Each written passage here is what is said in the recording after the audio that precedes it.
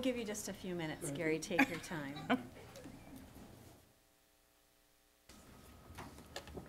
I was going to try from the other side.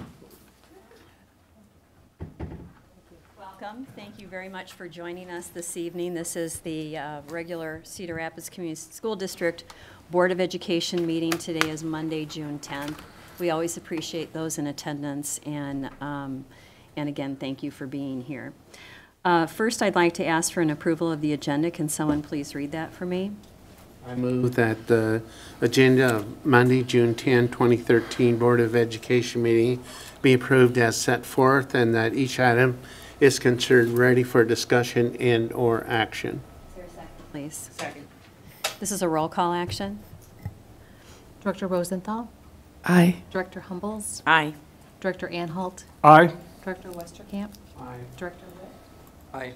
President Lightfoot? Thank you. Next is communications, delegations, and petitions. I do have a request to address the school board. Stephanie Neff, would you like to go ahead and come forward and state your name and address for the record, please? Good afternoon. My name is Stephanie Neff. My address is 4452 Plumberry Road in Ely, Iowa, and I'm here speaking on behalf of the Blue Zones Project for Cedar Rapids.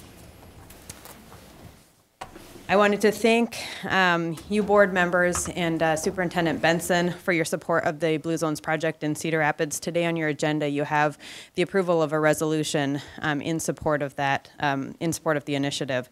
The goal of the Blue Zones Project is to transform towns into Blue Zones communities. Blue Zones communities are a place where sectors in the community have optimized their surroundings to improve well-being. The sectors include residents, work sites, restaurants, grocers, schools, and government. When each sector has done its part, the town is certified as a Blue Zones community because all of its critical environments have been transformed to make healthy choices easy. To get there, the schools maintain a critical role for helping to nudge our youngest citizens towards lifelong goals that promote health and well-being. By agreeing to sign the school board resolution stating support for actions aligned with achieving Blue Zone certification, you are demonstrating your commitment to improving well-being of your staff, students, and families by leveraging those strategies at which Blue Zones areas excel that are appropriate for a public school to support, and setting a goal of having 25% of the schools in your district get designated as Blue Zone schools, thus contributing to the well-being, productivity, and economic vitality of our community. Your efforts and progressive thinking should be applauded as you take the lead among school districts, not only in our community, but also in the state and across the nation, to make changes that support the strongest learning environments possible.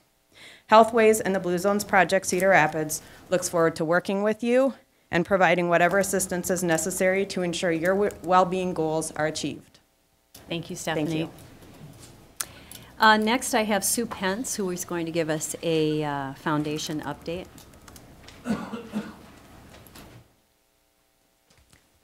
Good afternoon and thank you. I'm Sue Pence. I live at 4640 Lincoln Heights Drive Southeast. I'm here today representing the School District Foundation Board. I appreciate this brief opportunity to update you on what we've been up to, welcome your questions and input as to how we can better do what we try to do, and that is support you in the creation of an excellent school and learning environment for our students.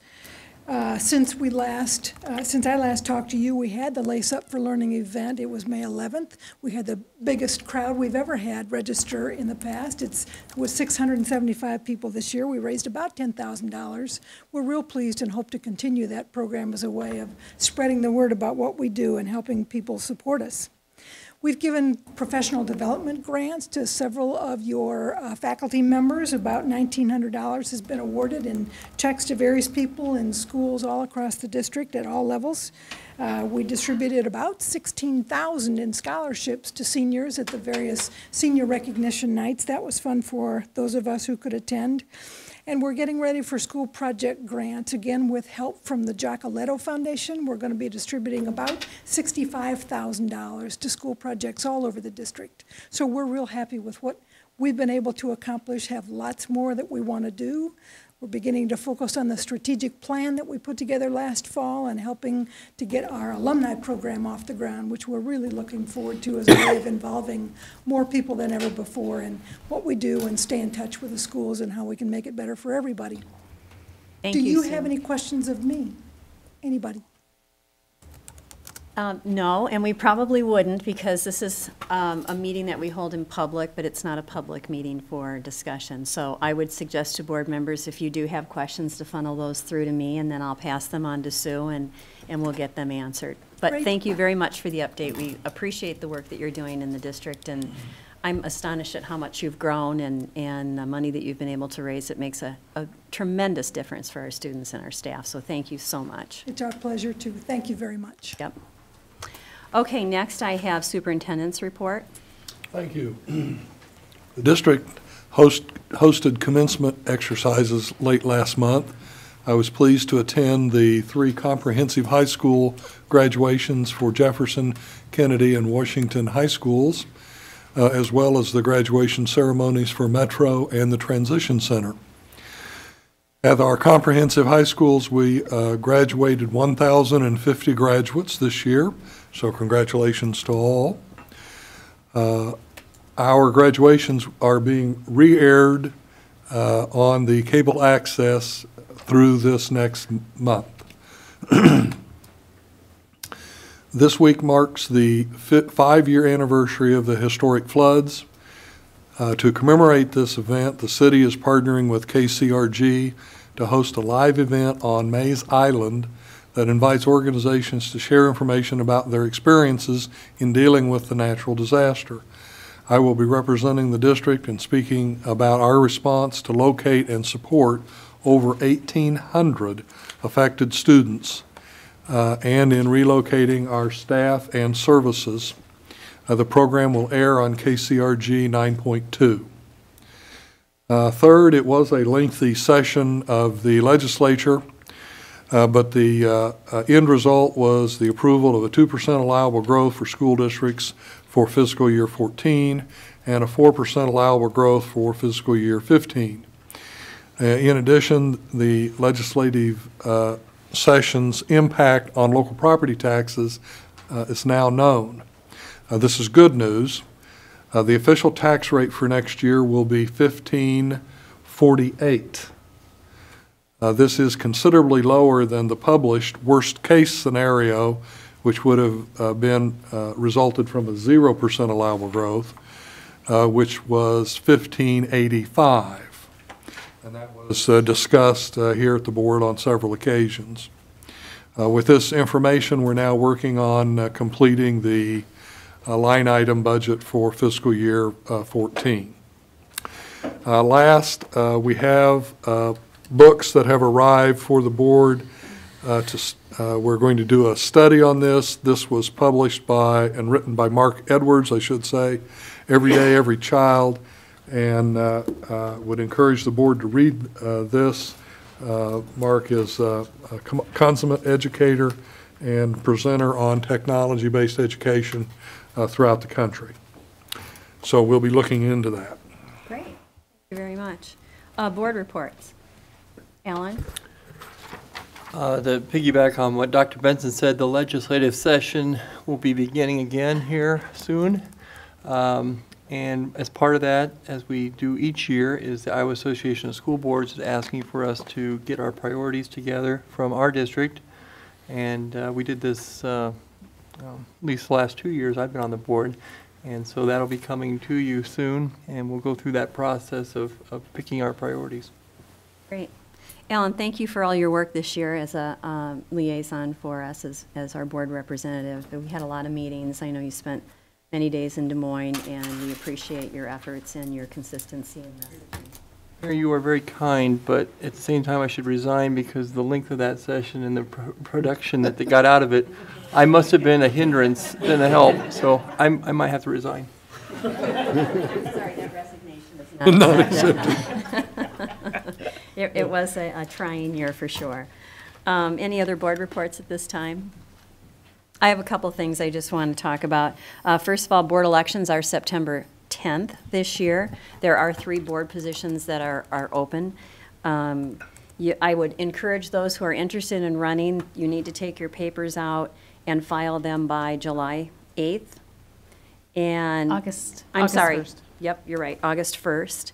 And candidate filing does begin July 8th. I would also encourage you, if you're interested in running for the board, to take a look at the Iowa Association of School Board website. It's a great resource for those that want a better understanding of board service and board responsibilities. And certainly any of us would be happy to dialogue with anyone else that's interested in running as well.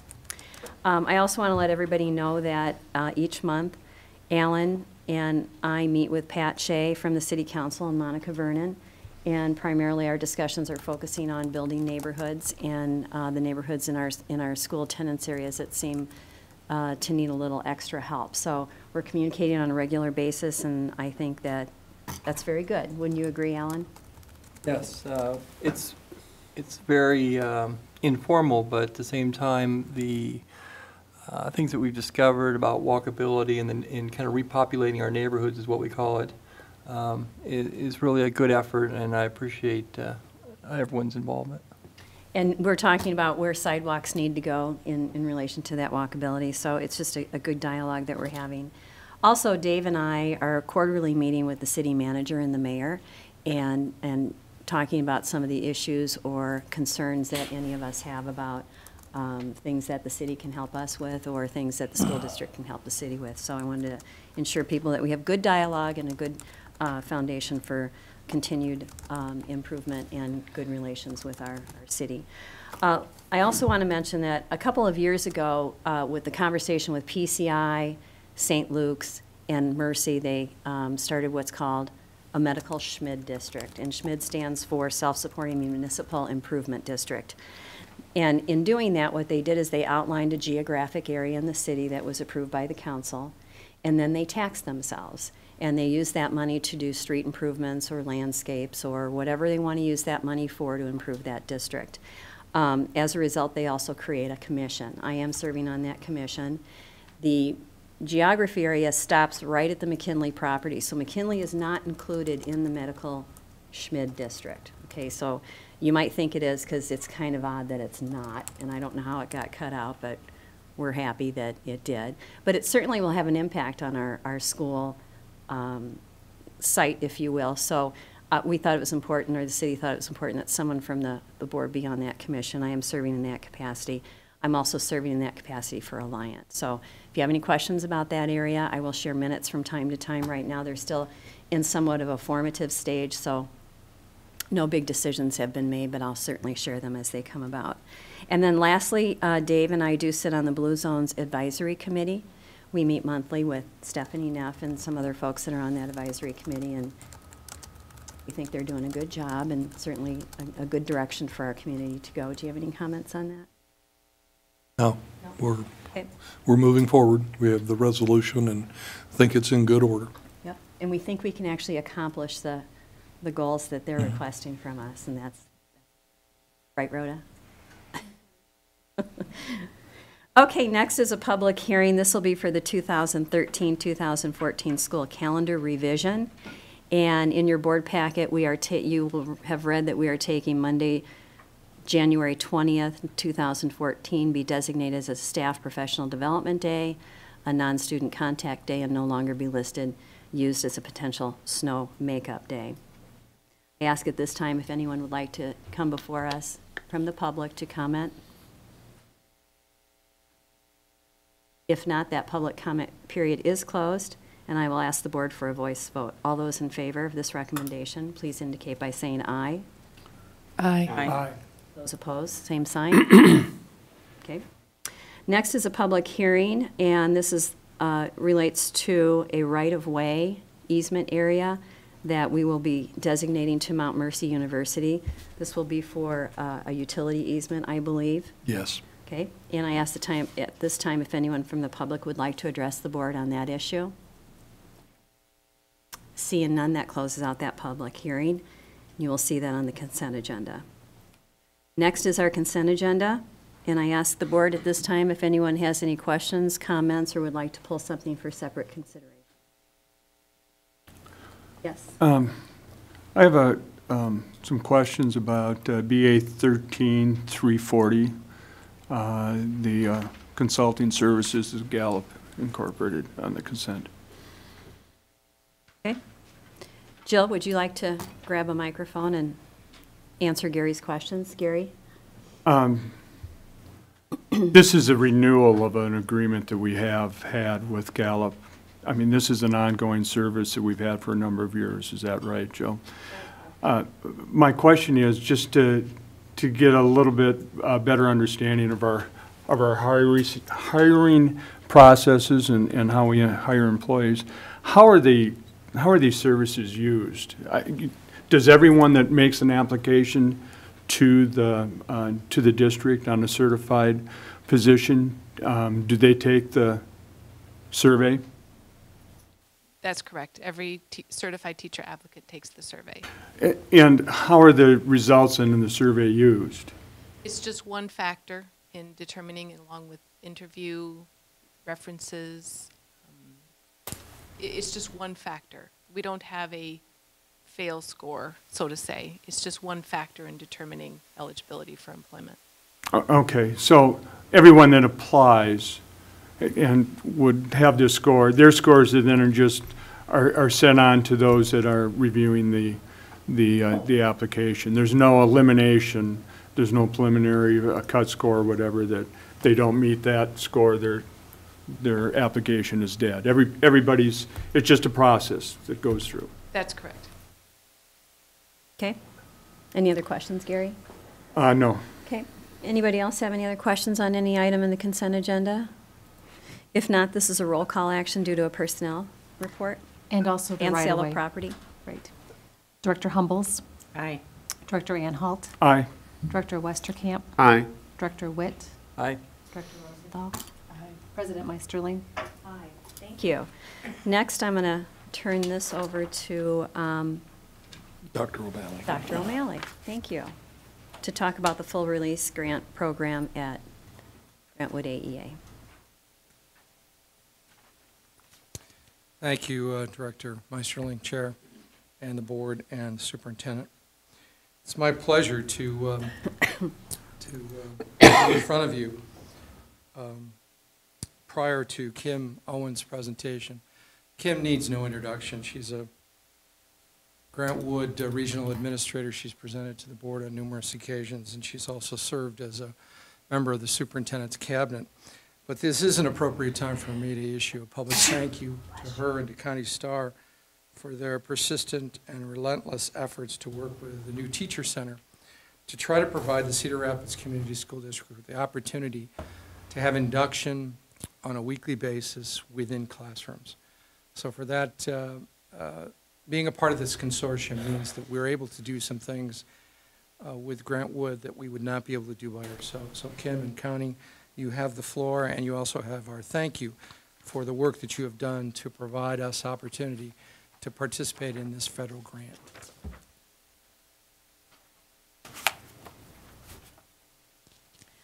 Good afternoon. I'm Kim Owen. I'm a regional administrator at Grantwood AEA, as Dr. O'Malley indicated, and we basically have two purposes for being here tonight. First, to give you a brief update and a glimpse at the great work that's already been going on with the partnership between Grantwood AEA, the Cedar Rapids Community School District, and the new Teacher Center in just our first year in the Induction Consortium.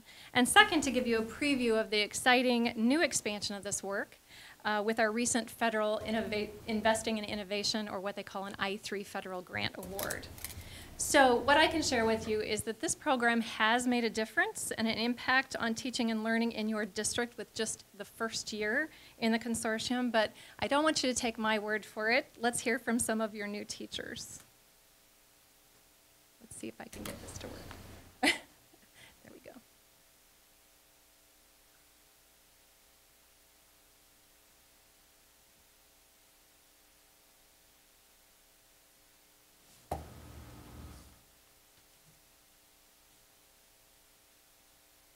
It's been a tremendous support to me. I can't even really put into words how much help I have gotten from it. I just, whenever I have a problem or a question, I know exactly who I can go to, and you don't have to worry about whether or not they're going to look down upon you or look differently upon you for having questions or doing something wrong and wanting a way to fix it. The help has been tremendous. The program supported me through the meetings with my induction coach, Mindy. At those meetings, we would discuss, a lot of the things that are thrown to new teachers, such as curriculum, classroom management strategies.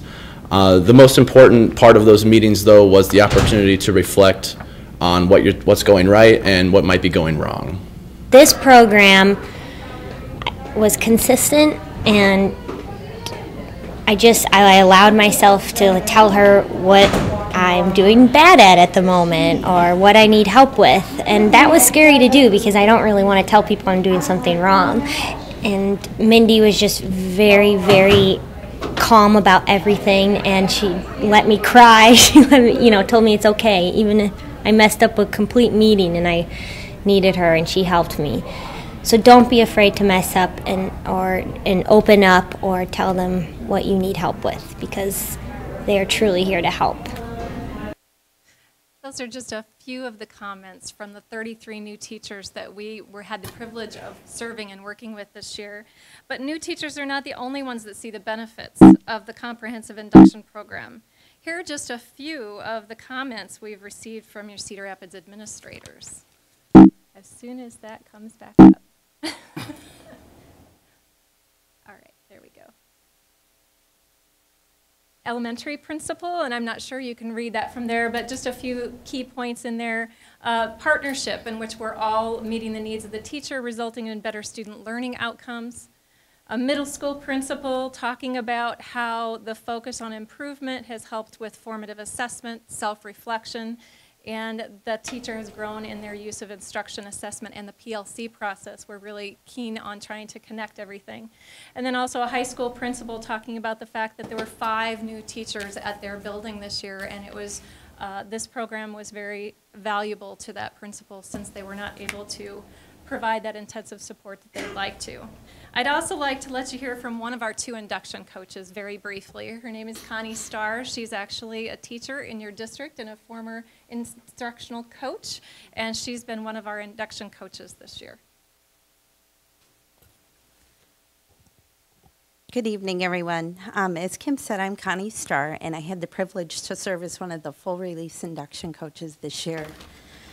We were often asked the question, what does a typical day for a full release induction coach look like? And the answer was that there wasn't a typical day. That was actually the beauty of the full release model, is that we got to differentiate for teachers. So every day looked very different. That was one of our biggest advantages as being given the opportunity to do full release. Our 15 to 17 teachers were the priority. With the flexibility in our schedules, because this was our full-time job, we were able to differentiate. Our work together included reflective conversations, formal and informal observations, as Dr. O'Malley said, in-classroom work, individual learning plans that teachers set that were framed around the Iowa teaching standards, where they set professional goals in areas where they really felt like they wanted to move their practice forward, analyzing student work, peer observations of veteran teachers across the district, lesson planning or modeling lessons, and also some co-teaching. Another advantage, as one of the new teachers shared, was the consistency and the confidentiality that we shared together. Teachers knew that we would be there once a week, more if needed or requested. We were able to build trusting relationships with teachers, giving them a confident, outside of the building, a non-judgmental person, non-judgmental of mistakes, concerns, or some learning opportunities they felt like they had. In our role, we were able to connect teachers with resources also, both in and out of the buildings.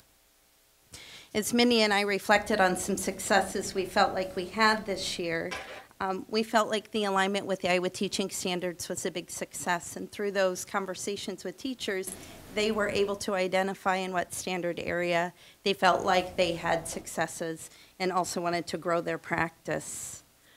Witnessing in new teachers this shift in focus on being very content-driven to being focused on student learning.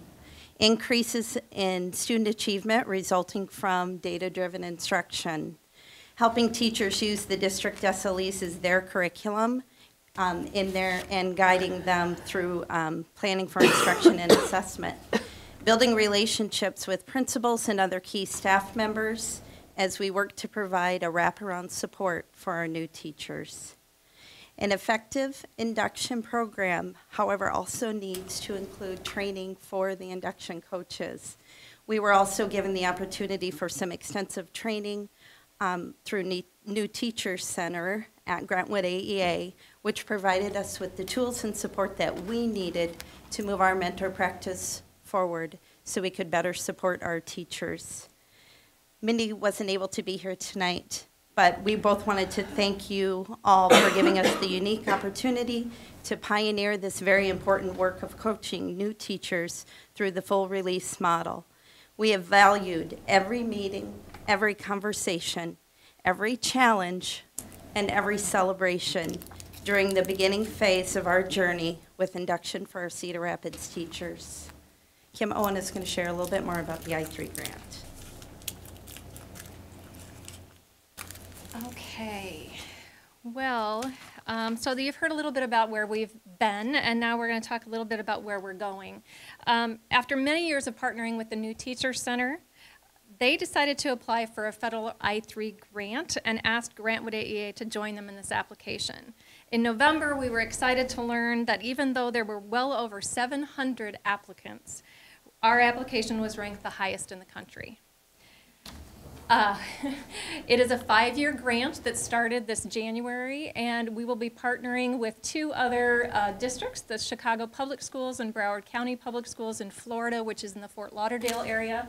And it is a validation grant, which means that the New Teacher Center model has already been proven to increase teacher retention, accelerate new teacher development, and impact student learning outcomes. What we're doing with this grant is being able to validate that work in 3 different locations with some targeted priorities. For example, Chicago Public Schools, high in-city or inner-city high poverty area. Broward County is the ELL, high ELL population, and then Grantwood AEA being a consortium of urban, suburban, and rural districts, and being able to show that the model works there as well. So in next fall, we've been very busy this spring. We will be bringing on 5 additional induction coaches besides Mindy and Connie to the work, and we are going to be expanding to include 15 additional districts this next fall. And what that will result in, obviously the grant will allow us to increase professional development, resources, tools, support, and ultimately that research piece here in Iowa to show the impact here locally with this model. So, in closing, I want to thank you for unanimously supporting this initiative and your new teachers in your district, and to let you know that Grantwood AEA is honored and excited to be continuing this partnership with Cedar Rapids long into the future. Cedar Rapids is definitely a leader in our state, and others are now following your lead. What we want to share with you is that the Des Moines Public Schools have just determined here recently that they are going to take the lead of Cedar Rapids. They are hiring induction coaches, full release induction coaches next fall to be working with their beginning teachers, and they have wanted us to thank all of you. They've been in contact with some of the leaders here in the district to give them some insights and some things to think about as they move in that direction as well. So we share the same passion that you do for ensuring success for every learner, and we just want to thank you. Wow, we want to thank you. That was a terrific report, and we really appreciate having that information. We appreciate hearing your enthusiasm for this program, too, and we look forward to 4 more years of success. So thank you for bringing this to us. So it's recommended that the Board of Education approve the agreement between the Cedar Rapids Community School District and Grantwood AEA for the I3 Grant Full Release Consortium. This is a voice vote. All those in favor, please indicate by saying aye. Aye. Those opposed, same sign. Okay. Next, I'm going to turn this over to Sandy Stephen, who's going to give us an overview of the spring 2013 Iowa assessment results. Thank you, President Meisterling, Dr. Benson, members of the board. This evening, we're going to take a look at the spring 2013 Iowa assessment results. As you may recall, the first administration of this test was in the spring of 2012. We actually gave the same form of the test this year, and So the standard scores and things that we received are quite similar to what we saw in the previous year. We talked last time about the types of scores that we get. The raw score is converted to a standard score, a national standard score. This score scale is continuous K through 12. It ranges from 800 to 400. On this chart, it shows the typical or median performance, for a grade level, and the amount of change that you expect to see between grade levels, or the amount of growth. And you'll notice that as you go across the grade levels, the amount of growth that's expected decreases. This slide, although it's difficult to see, actually expands upon that and shows the expected growth for the top line, which is the 90th percentile, the 75th percentile in red, the 50th percentile in green, the 25th in orange, and the 10th in purple. And you can see that as you look at those various percentiles and look across the grade levels, again, that curve kind of flattens out. There's less growth as you go across the grade levels. And there is less growth expected in the lower percentile ranges, the 10th, the 25th, and so forth. This illustrates the scores from the average national standard score at each grade level from 2012, shown in blue, from 2013 with the orange triangle, and what is expected for proficiency is shown there in kind of a turquoise color. So you can see that we're exceeding, on average, what is expected for proficiency. The black line indicates what the expected growth would be at each of those, between those grade levels. You can see that we have typically met or exceeded the expected growth. We're still seeing that dip that we've seen in the past at the beginning of middle school, somewhere around 5th and 6th grade, and we'll see that in more detail in a minute. Those were the results for the reading subtest. For mathematics, similar pattern. Last year's scores in blue, this year's scores in orange, the exceeding proficiency in mathematics at all levels, and meeting the expected growth or exceeding it in most instances. The next slide shows you cohort growth, and since the board is focused on closing the achievement gap, we're looking at the cohorts from 2012 who were 3rd grade into 4th grade in 2013. So you can see that change between each grade level. These are not pure cohorts. They are not necessarily an identical set of students each year. They're the 3rd grade in 12 to the 4th grade in 13. Typically, the district students exceeded the expected growth with the exception at 5th and 6th grade. And that's a pretty common pattern. It existed in the previous test and exists nationwide, and we don't have a good explanation for that. This shows you the growth for the proficient subgroups. And remember, we went from a proficiency at the 40th national percentile rank to actually cut scores now, national standard scores that equate to that 40th percentile rank for every subtest and grade level. So the cut score is somewhat different for each one. Again, in this group, that was the group that met those cut scores, we exceeded the growth on most grade levels with the exception of 5th and 6th in reading. The non-proficient subgroup, the kids who didn't,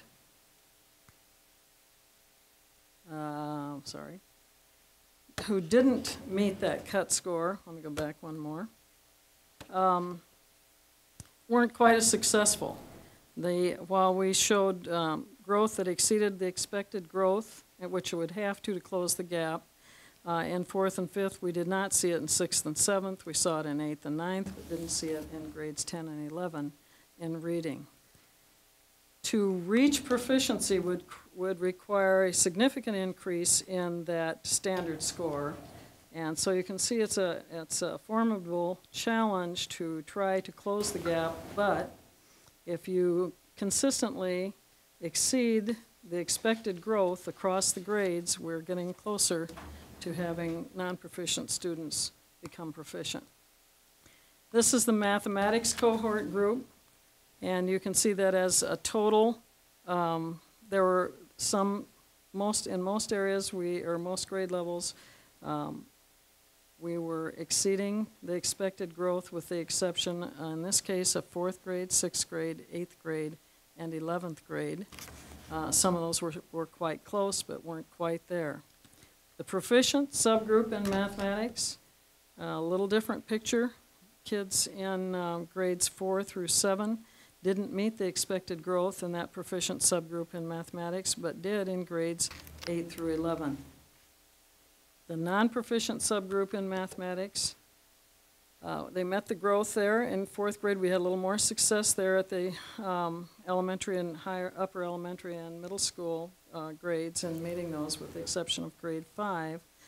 And we met them at all other grade levels in that non-proficient group. So the efforts that are being put into improving the achievement of non-proficient students appear to be reflected in this. And finally, then, the growth that would be required to get to proficiency, you can see is quite extensive in all of those grade levels to actually reach proficiency. It's pretty difficult to do that in 1 year, but over a period of years, we're making some progress toward that. Questions? Alan? Yeah, I just had a question, Dr. Stephen. Thank you. Where that one graph showed the expected NSS, is this the 40 percentile? Yes, it's the national standard score converted from the 40th percentile. Okay. Dr. Benson, you brought this up before. Maybe you could expand upon this idea of that 40 percentile, and you went through it one day at one of our legislative meetings, what's a better approach? Is we're just kind of stuck with the 40 percentile, or is there a better way to look at how we're doing? Yes, we are stuck with it. It was a decision made several years ago when No Child Left Behind came in and they arbitrarily had to draw a line someplace.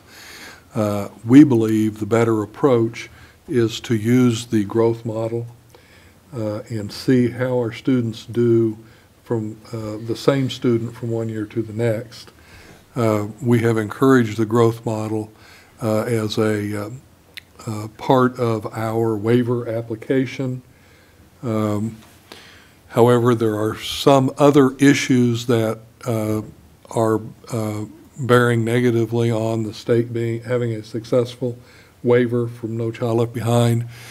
So the reality is by next October 1st, we will be presenting a plan, and you will be part of reviewing that plan for us to respond to some of our schools that have been on the SINA list, schools in need of improvement, for a number of years. So until we can get a individual student growth model, for lack of a better word, we're stuck with this arbitrary standard.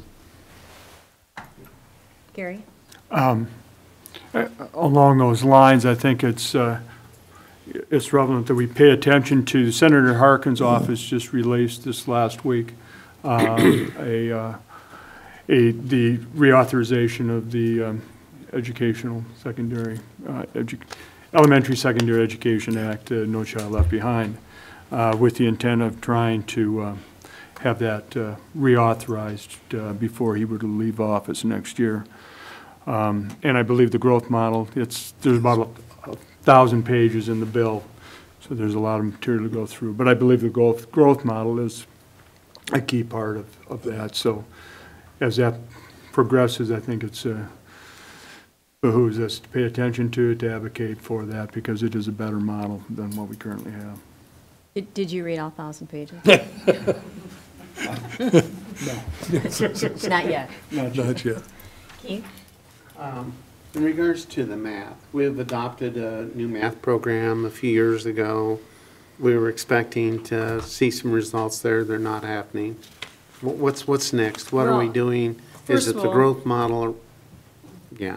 First of all, when this new assessment was written, it was aligned with the Common Core, the domains of the Common Core.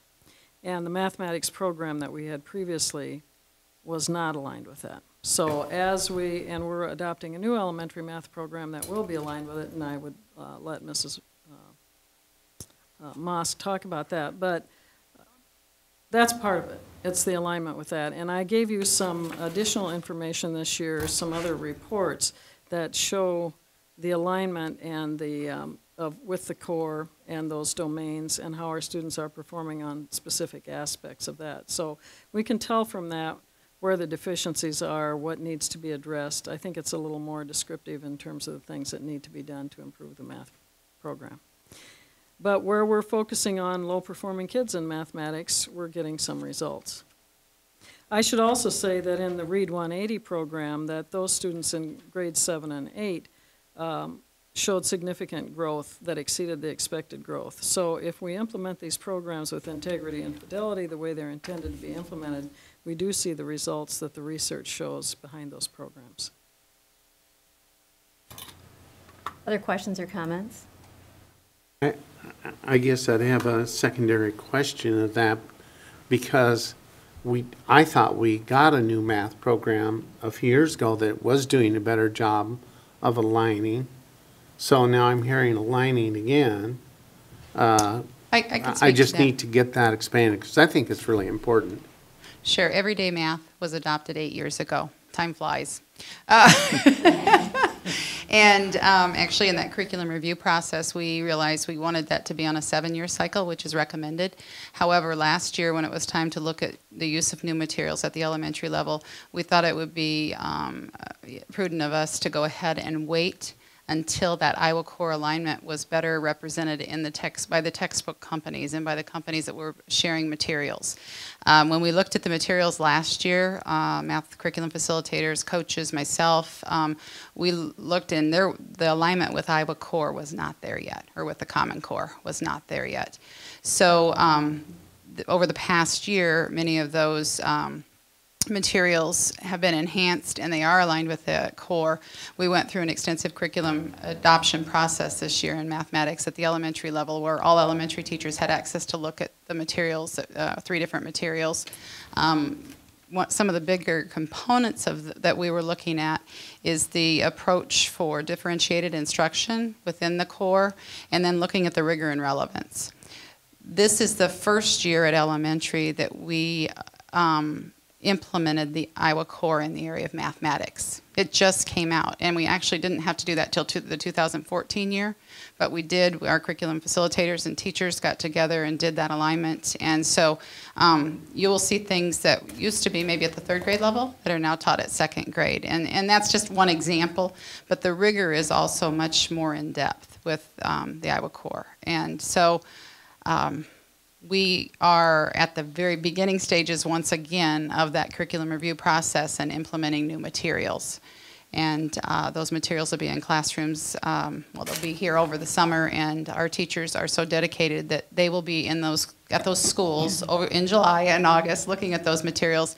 And then we have a great deal of professional development where we're taking the materials adoption and the differentiated instruction and kind of weaving that into the instruction so that we can meet the needs of all learners. Does that help, Keith? Yes, it does. Other questions or comments from the board?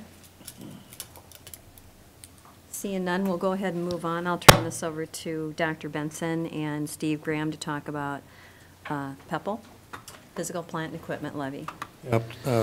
Steve Graham's going to take you through the high points of this resolution, and we'll take any direction the board has as a result of the discussion this evening, and we'll be bringing back a resolution for your consideration in 2 weeks. Mr. Graham? Thank you, Dr. Benson. At our first board meeting in April, the board listened to a presentation regarding the facility master plan and $425 million of identified facility infrastructure needs, of which $220 million were the operations and maintenance needs of the school district.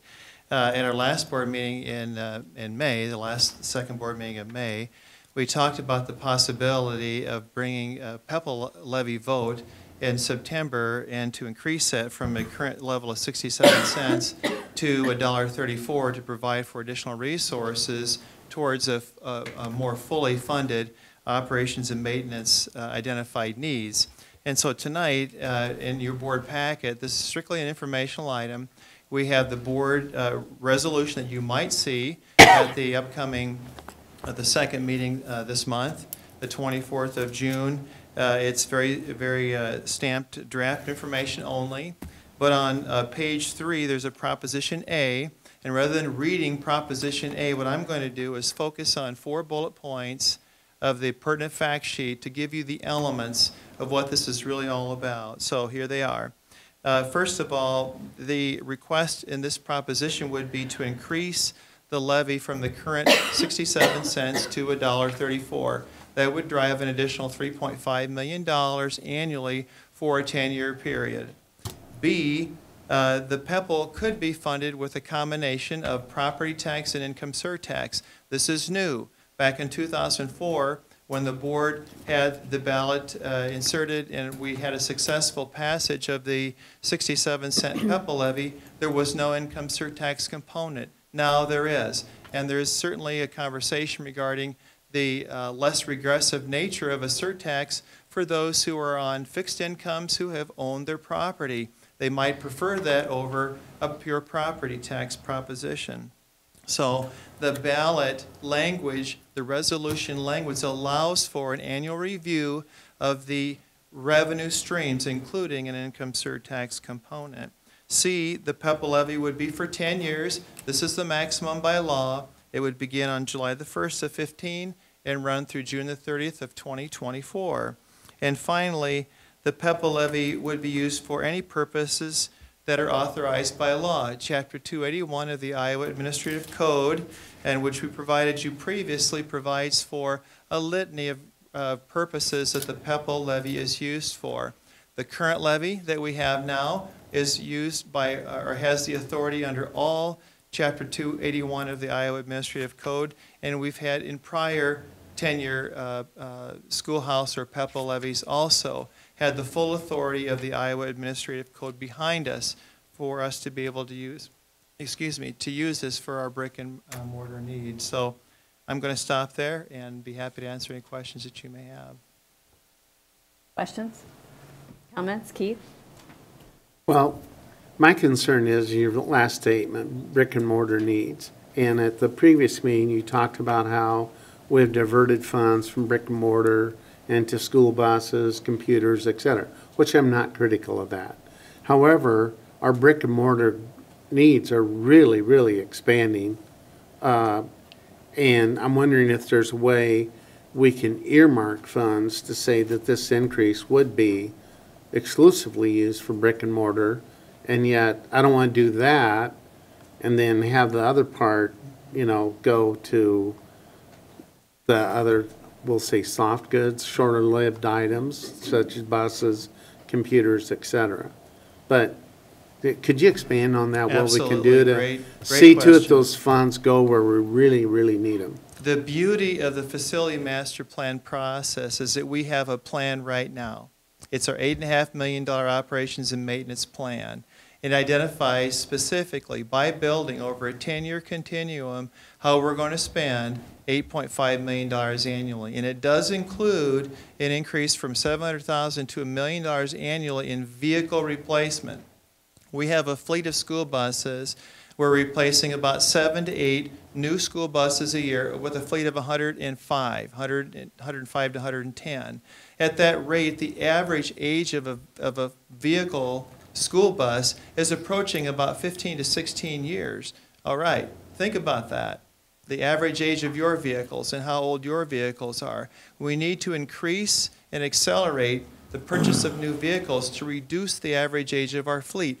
And this is where our precious resources have been for many years now. Our PEPL fund has been used to buy school buses. And so the school buses are in the $8.5 million operations and maintenance plan incorporated into the facility master plan. That is what I would submit would be our use for these PEPL resources to ramp up our brick and mortar investment in our facilities, but also to tweak up a bit our investment in our school bus fleet.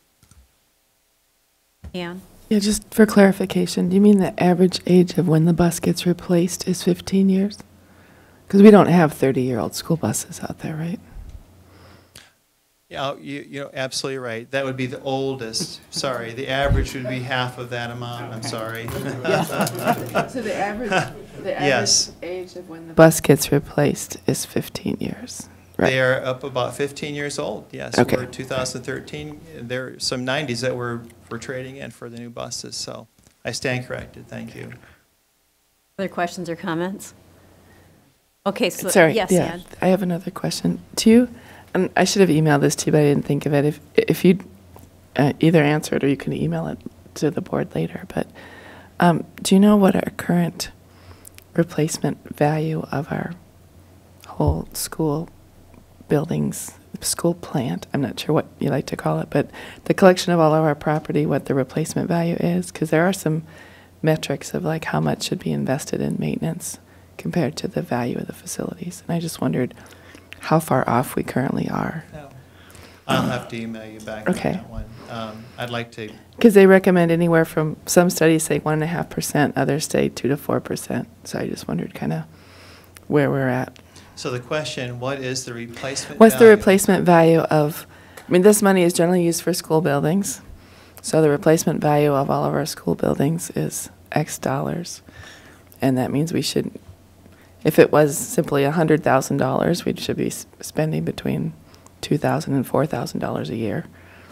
So I'm just kind of curious It's where a we're very at. nice metric, and we'll get that back to you, but I want to also say that the identified operations and maintenance needs are based upon a very careful analysis of all of the components that make up infrastructure. Roofs, HVAC systems, exterior door replacements, carpeting, windows, et cetera, et cetera, et cetera. These are all components with individual life expectancies. We take those life expectancies and we divide that over a period of 10 years, and we quantify on an annual basis what we would need to invest in those components.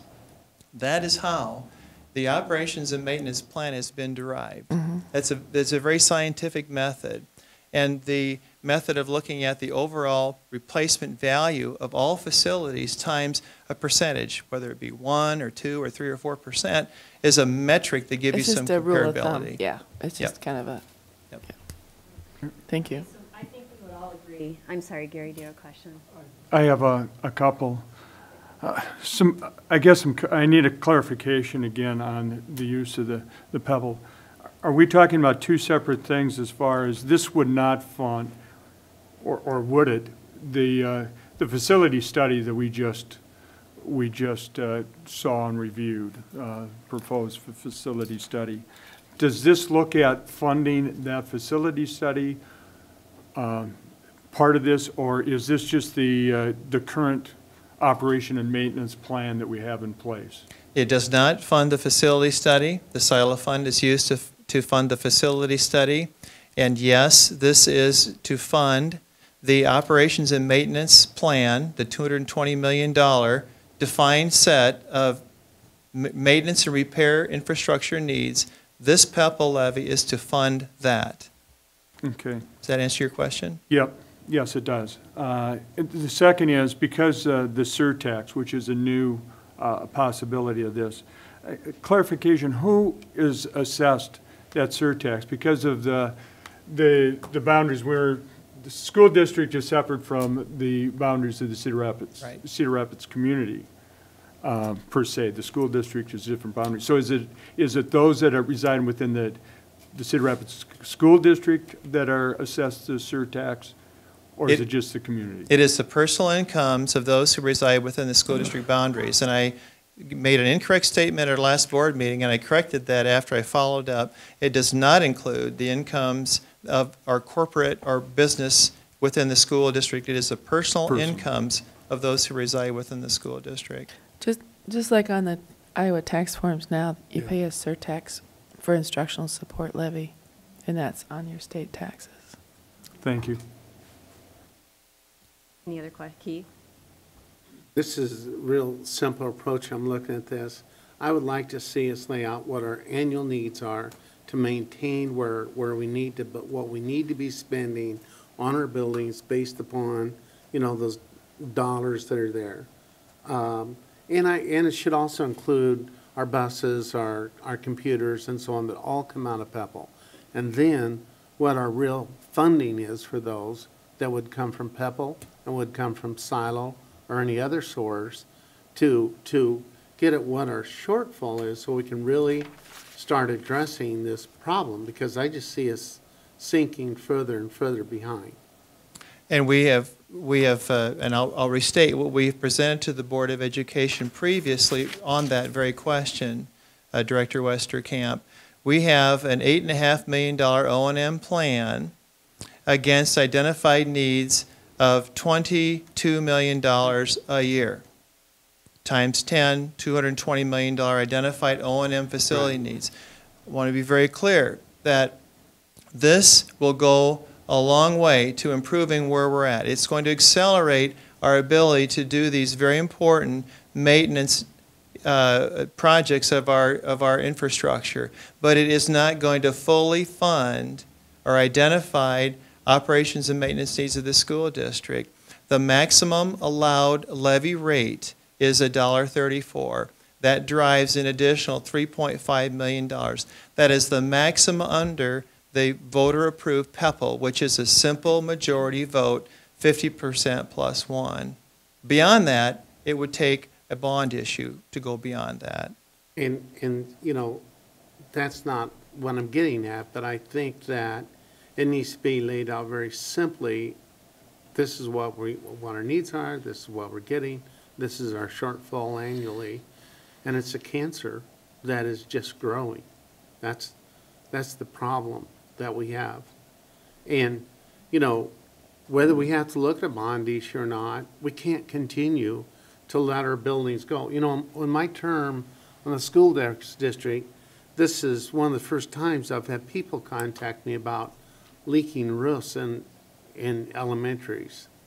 And, you know, no funding in the future for that. That's something we can't allow. And I'm not blaming anybody. I understand what's happened. I'm just saying, I hope that you know, me more fully, realistically look at what the problem is in simple terms. Other comments or questions? I think we would all agree that we have some dire needs in our buildings. Yes. Okay.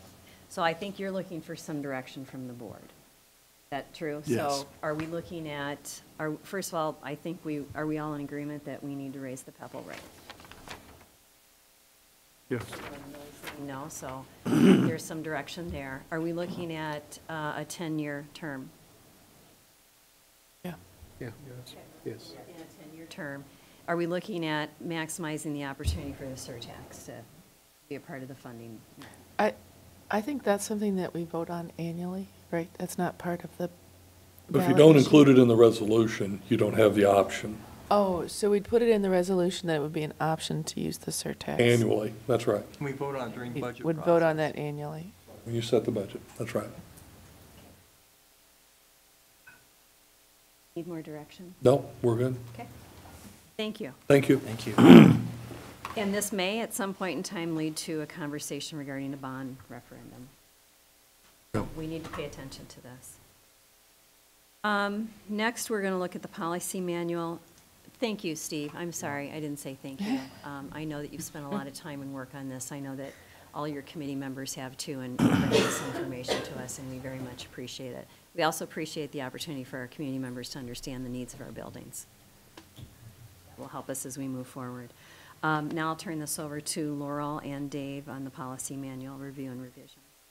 Thank you. Tonight we're bringing forward 3 regulations. All 3 come from the 500 series, which deals with staff on retirement, resignation, and a commercial motor vehicle drug and alcohol testing program. These are existing regulations, and we're just proposing some revisions, and we're happy to answer any questions that you have. Okay, any questions, comments, or discussion?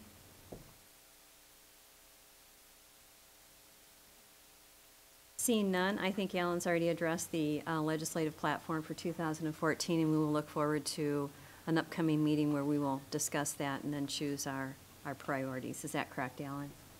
Okay. Next, I just want to inform the public that we will be meeting in an exempt session at the conclusion of our meeting this afternoon.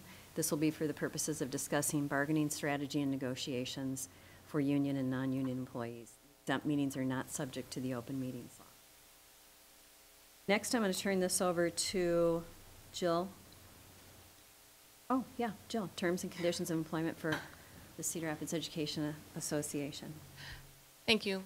I'm just going to make some brief comments. I have 4 items here under the Human Resources agenda item.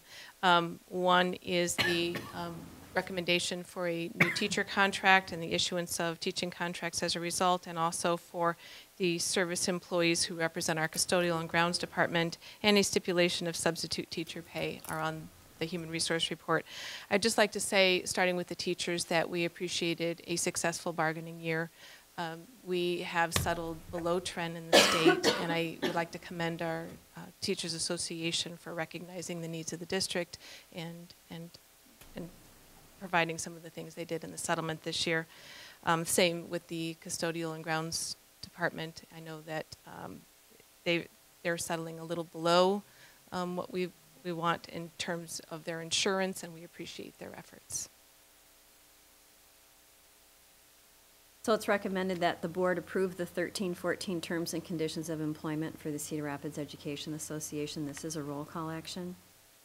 Director Anhalt. Aye. Director Westerkamp. Aye. Director Witt. Aye. Director Rosenthal. Aye. Director Humbles. Aye. President Meisterling. Aye. Next, it's you're done with your comments, okay. It's recommended that we approve the resolution authorization to issue contracts to teachers for a period of 1 year beginning July 1st, 2013.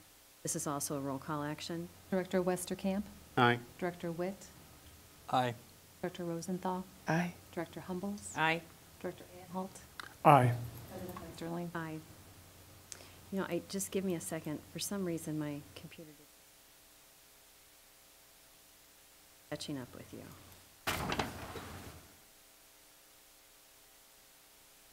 So the next one would be for the 13-14 terms and conditions of employment for SEIU Local 199 Service Employees International Union. This is also a roll call action.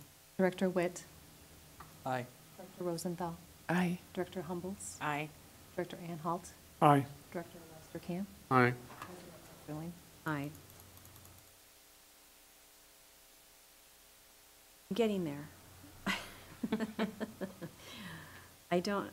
For some reason. Next is the stipulation of substitute teacher pay for 12 and 13. This is a voice vote. All those in favor, please indicate by saying aye. Aye. Aye. Sign. Okay. Jill, thank you. We know that you've spent a lot of time on it as well with your committee, and we certainly thank all of our teachers and our staff for what we think is a very successful outcome considering the conditions of our district at this point in time. So thank all of you for being involved in this and moving this in the right direction. And then I will keep this with you for retirement recognition.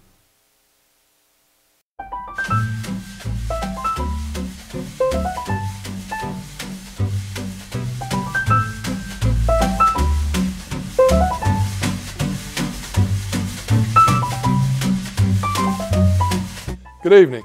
Cedar Rapids Community School District is proud to recognize the career contributions of our retiring employees. The efforts of these teachers, support staff members, and administrators have enriched the lives of thousands of students and have strengthened the district and community. I am pleased to congratulate them on their accomplished careers and to thank them for their dedicated years of service. Diana Fenton is soon off to pursue other adventures after teaching in the district for 41 years.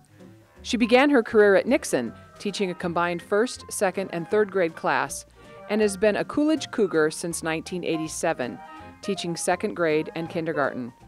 Diana's love of learning inside and outside the classroom has created many special memories for the students in her classes. She always provided a variety of hands-on learning experiences, including turning her classroom into a pet store, an underwater wonderland, and enjoying camping days or dressing as a pioneer as she brought history home. Diana has also been a teacher of teachers. She provided district leadership by instructing colleagues in mastery teaching, character education, and by serving on math committees. She also organized the annual Coolidge Field Day and worked with students to maintain a campus flower garden. Her retirement plans include spending more time with her children, grandchildren, and extended family friends, and doing volunteer work. Other than that, she plans to enjoy traveling, kayaking, and hiking. Diana looks back on her career as a teacher as an unforgettable adventure, and we thank her for her more than 4 decades of service. Congratulations, Diana. It is my distinct pleasure to congratulate Marcus Perkins on his 30-year teaching career with the Cedar Rapids Community Schools. He joined the district right out of college and has had the opportunity to support the learning needs of hundreds of students over the years. Marcus currently serves as an 8th grade special education teacher at Franklin Middle School. Earlier, he taught at Van Metro Junior High and Middle School, and also at Kennedy High School. In reflecting on his career, Marcus has many memorable moments to look back on. However, receiving invitations to student graduation celebrations are among his most special. It has always been an honor for him to be remembered by former students and included in these celebrations. He will also look back fondly on his coaching and mentoring roles, including coaching 7th and 8th grade wrestling and 7th grade girls volleyball, and mentoring students in the Franklin African American Awareness Program. Retirement will be filled with travel, music, and perhaps part-time employment just for fun. Thank you, Marcus, for your many years of service to the students in the Cedar Rapids Community School District. As Patricia Rohner reflects on her career, she admits that she will miss her daily interactions with students. After 26 years, there are a lot of special memories. Patricia currently serves as a 7th grade Level 1 teacher at Roosevelt Middle School. She has also taught at Wright, Nixon, and Grantwood Elementary Schools, and at Wilson Middle School.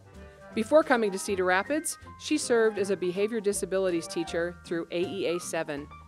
In retirement, Patricia plans to travel, spend more time with her family, garden, and read lots of books. Thanks, Patricia, for your decades of service to students and the Cedar Rapids Community School District. As she celebrates her 17-year teaching career in the district, Suzanne Myers looks forward to enjoying more time with her family, traveling, reading, and gardening in her retirement. Suzanne currently teaches 2nd grade at Garfield Elementary School and has also taught 1st grade and special education at Hiawatha Elementary. Before coming to Cedar Rapids, Suzanne taught in St. Louis, Missouri and Springfield, Illinois. She also taught at the former McLeod Academy. Thanks for your service to students, Suzanne. We wish you the best. We congratulate retiring Kennedy High School principal Dr. Mary Wilczynski on her 38-year career. Mary has served as Kennedy principal for 12 years. Before joining the Cougar community, she had worked at Metro High School for 17 years, Washington High School for a year, and Arthur Elementary School for 3 years. Mary says that she will miss her daily interactions with staff and students, noting that it has been rewarding for her to play a part in the education of students at Kennedy. She also notes her appreciation for the incredible dedication of the faculty and staff members across the district. We wish her all the best as she concludes her nearly 4-decade career with the Cedar Rapids Community Schools. Thanks, Mary. I am pleased to honor my colleague, Terry Kemme, on his 30-year career with the district. Terry currently teaches in the Learning Center at Metro High School and in the credit recovery programs at Washington, Jefferson, and Kennedy High. Previous to this, he taught Level 3 behavior disabilities at Metro and U.S. history at Harding. He also taught world history abroad in Seoul, Korea. There are many special career memories for Terry, but his fondest are about the students and the opportunities that he had to share his love of history with them. He also remembers well working with his fellow colleagues who were focused primarily on helping students discover their self-worth and build their self-confidence to move on to happier lives. As he retires, I'm proud to pass on his philosophy for living a happy life. Have a positive outlook. Smile. Be non-judgmental. Have compassion for those less fortunate. Do any job to the best of your ability and use what sense of humor you may have.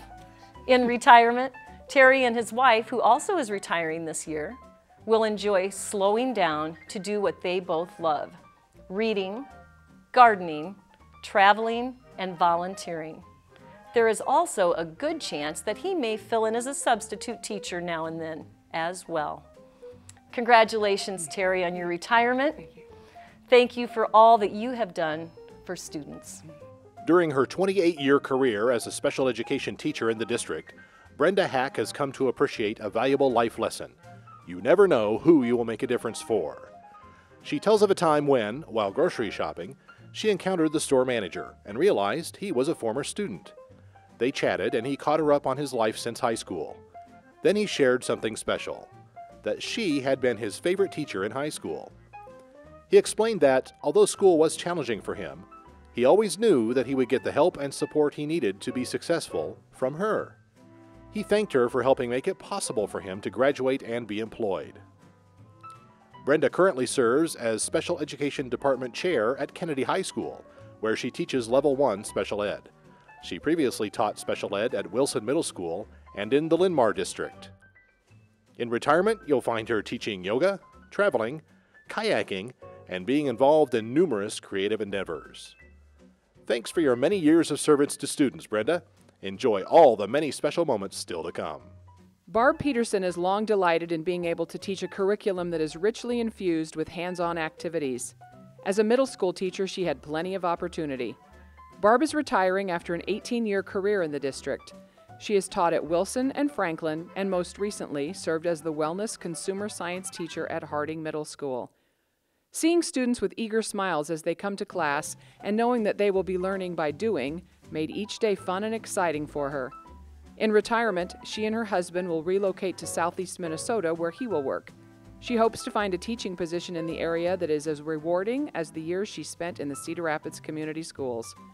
Thank you to Barb for her years of service, and congratulations.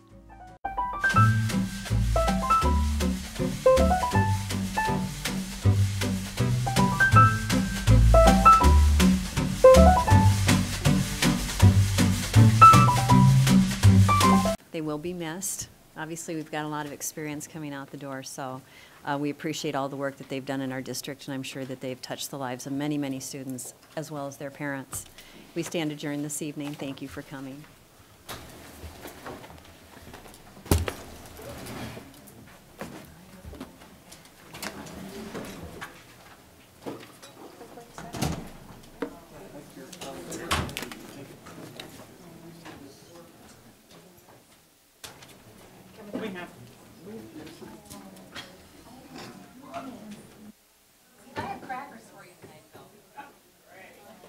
Hey, so I'll see you next week. Yes, I'm looking